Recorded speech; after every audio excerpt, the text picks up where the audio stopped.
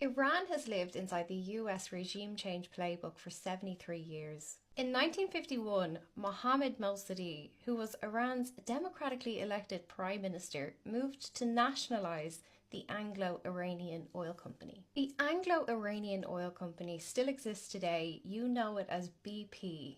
BP standing for British Petroleum. So there's already an issue here with the name Anglo-Iranian British Petroleum. What are you doing here in another nation, Felicia? Brits at it again. Mossadegh wanted to audit the Anglo-Iranian Oil Company to verify that royalties were actually going to Iranians. AIOC refused, so Iran voted to kick out the foreign national corporations and nationalize their oil.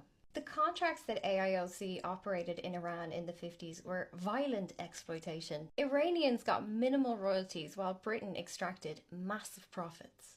In 1948, Venezuela had negotiated a 50-50 profit split with oil companies.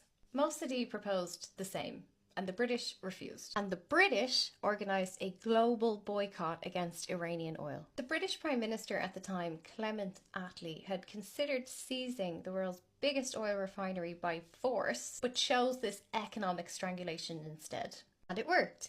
Iran was not able to sell its oil abroad. The US government under the Truman administration actually considered siding with Mossadegh. The US State Department rejected Britain's demand that it remain the primary beneficiary of Iranian oil. The United States sees an opportunity for US oil companies to move in. So the potential siding with Mossadegh by the Americans is not for the love of Iranians. It is because America and American corporations have been procuring British colonies since the war.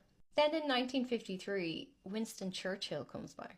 Winston had been instrumental in the founding of the Anglo-Iranian Oil Company. It was him who switched the British Navy from coal-powered vehicles onto oil. Under Winston Churchill, UK intelligence officials convince Washington that Mossadegh is a communist and under Soviet control or influence. And together, Churchill and Eisenhower decide to overthrow Iran's government. The CIA initiated Operation Ajax and MI6 initiated Operation Boot. Together, in August 1953, they executed a coup. The CIA funded agents that created political unrest and harassed religious and political leaders.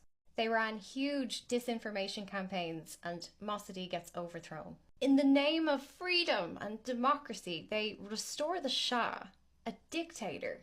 Mohammad Reza Pahlavi then rules Iran as America-friendly until 1979. Shortly after the Shah is